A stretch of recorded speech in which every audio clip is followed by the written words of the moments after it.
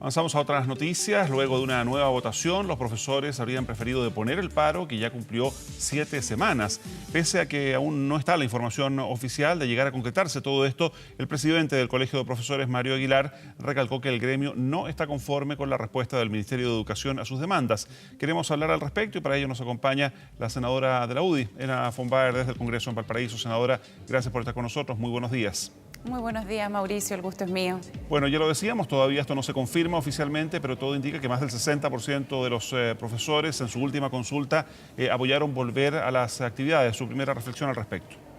Bueno, yo me alegro porque finalmente los que más sufren cuando se paralizan las clases son los estudiantes y en general los niños que van a los colegios que tienen menor rendimiento y por lo tanto es una buena noticia de que se normalicen las clases y ojalá que también se puedan recuperar la mayor cantidad de clases porque finalmente los que, como decía, sufren esta situación son especialmente los niños más vulnerables de nuestro país. ¿En qué pie queda, senadora, el gobierno y particularmente la ministra de Educación? Ayer aparecía una última encuesta donde ella, por una parte, digamos, es la figura más reconocida del gabinete, pero la peor evaluada, o una de las peor evaluadas. Bueno, nosotros tenemos una ministra que ha sido muy proactiva, que ha llevado adelante temas relevantes para la educación en Chile, que tenía y yo estoy segura que va a tener nuevamente una muy buena evaluación entre la ciudadanía.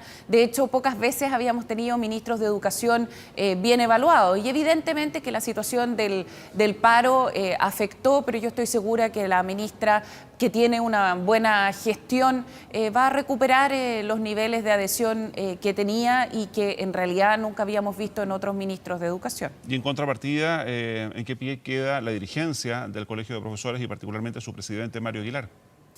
Bueno, el presidente, o sea, yo creo que parte de la problemática que tuvimos en torno al paro de los profesores fue la disidencia interna, las discusiones internas que yo creo que están marcadas también por las elecciones que va a tener el propio Colegio de Profesores a fin de este año. Por otra parte, tuvimos un paro que nunca tuvo una adhesión tan alta cuando uno dice la cantidad de colegios que se sumaron y se fue deteriorando durante el tiempo. Y de hecho, el propio presidente del Colegio de Profesores había llamado a deponer el paro en la última definición que se había hecho y finalmente ahora, después de no sé si fueron 2 semanas, se termina por deponer el paro sin que entre medio haya otra oferta de parte del colegio, de parte del Ministerio de Educación. Entonces lo que tuvimos finalmente fue una pérdida de fuerza de este paro que fue paulatina y al final bastante fuerte. Sí, el presidente Mario Aguilar lo atribuye a esto que él ha llamado esta democracia participativa, ¿no? Que ellos son los dirigentes, son los encargados de llevar el petitorio y conversarlo con el gobierno, pero en definitiva son las bases quienes toman la decisión. Bueno, eso es siempre así, las bases son las que toman la decisión, pero los dirigentes son los que tienen el liderazgo también, porque de otra manera, ¿para qué se elegiría un dirigente, digamos? El dirigente es el que negocia, es el que llega a un acuerdo con la contraparte, en este caso con el Ministerio de Educación, pero luego con ese acuerdo al que llegó, porque por algo se llama acuerdo, porque se acordó eso, vuelve a sus bases y ahí depende del liderazgo que tenga también el presidente, si es que las bases lo siguen o no. Pero yo creo que esto también obedece a una división que hay dentro del Colegio de Profesores. Bueno, hay elecciones en las próximas semanas, vamos a ver cómo se resuelve todo esto. Ahora, senadora, igual quedan temas pendientes, quedan temas sobre la mesa. Tal vez el principal es este pago de mención a las educadoras de párvulos y diferenciales, donde, claro, el gobierno ofrece finalmente este bono por especialización de 45.000 pesos trimestrales, pero únicamente a las educadoras diferenciales. Se ha insistido mucho en el tema de los recursos, pero también hay quienes sostienen que si la educación, si los niños están primero, debieran haber existido recursos sobre todo para educadoras de párvulos, por ejemplo. A ver, yo creo que siempre cuando estamos hablando de educación y cuando estamos hablando de recursos en educación van a haber temas pendientes.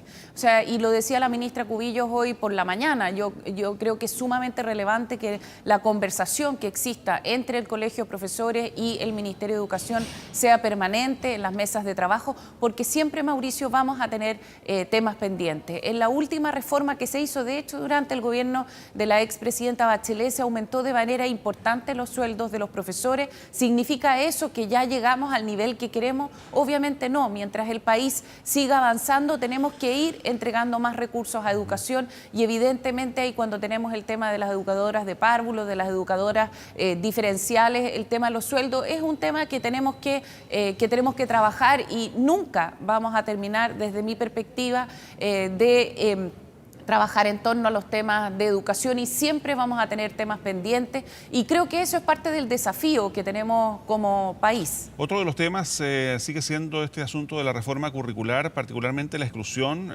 de los ramos de manera obligatoria, ¿no?, de historia y de educación física en tercero y cuarto medio. ¿Este es un tema que usted desde el Parlamento incluso cree que hay que revisar? ¿Sabe? Lo que pasa es que nosotros acá tenemos una institucionalidad. Y esa institucionalidad es la que aquí operó. Esto no es un tema que uno podría decir, ok, si sabe que se llegó a una definición que la hicieron los expertos, que lo hizo el Consejo Nacional de Educación. O sea, no es acá un tema que uno diga, esto no se estudió. De hecho, se estudió durante el gobierno anterior y a este gobierno le toca en el fondo implementarla. Si no nos gusta la institucionalidad, entonces revisémosla. Pero lo que yo creo que es complejo es que cuando no nos gusta una decisión que toman las instituciones correspondientes, que nosotros como democracia de hecho nos hemos ido dando, entonces ¿sabe qué? Entonces pasemos por arriba de las instituciones. Yo creo que ese no es el camino. Si a nosotros no nos gusta la institucionalidad, entonces revisemos la institucionalidad, pero lo que no podemos hacer es que cuando no nos parece una decisión que esa institucionalidad conforme a las reglas que tiene fue tomando, entonces ya sabe que la institucionalidad no la vamos a respetar. Creo que ese no es el camino que nosotros tenemos que seguir. ¿Y usted cree que hay que revisar la institucionalidad? Yo creo que la institucionalidad funciona bien. Yo creo que aquí hubo las instancias de participación y nosotros lo conversamos también acá en el Congreso, en la sesión especial que tuvimos. Aquí hay opiniones distintas, pero los expertos tomaron una definición.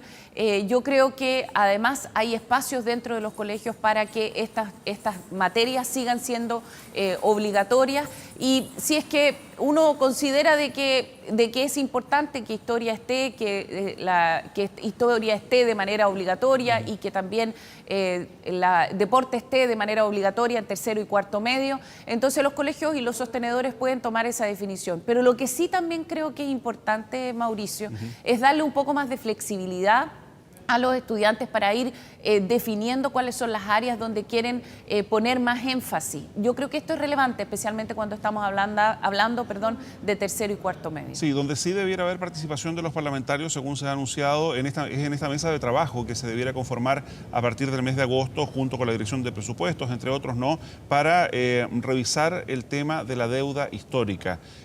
¿Cuál es su posición ahí al respecto? Bueno, yo creo que este es un tema que de verdad, Mauricio, se ha arrastrado y todos nosotros lo conocemos hace muchísimo tiempo, pasando de un gobierno a otro. Es un tema que es complejo, que es difícil y yo creo que tenemos que conversarlo. Yo creo que es importante que lo veamos, que veamos también cuáles son los marcos reales para poder cumplir, porque lo que a mí me preocupa en esto es despertar esperanzas entre los profesores que han esperado tanto tiempo y que después no se pueda cumplir esas esperanzas o esas expectativas que se hicieron. Por lo tanto, yo creo que es importante que lo trabajemos, es importante que formemos esta mesa, pero también centrándonos en lo que se puede ir cumpliendo y sin generar una tremenda expectativa. Creo que tenemos que ser responsables en torno a eso. Muy bien, pues senadora Elena Fopáez, muchísimas gracias por habernos acompañado esta mañana. Muy buenos días. Muchísimas gracias a usted, Mauricio, que esté muy bien.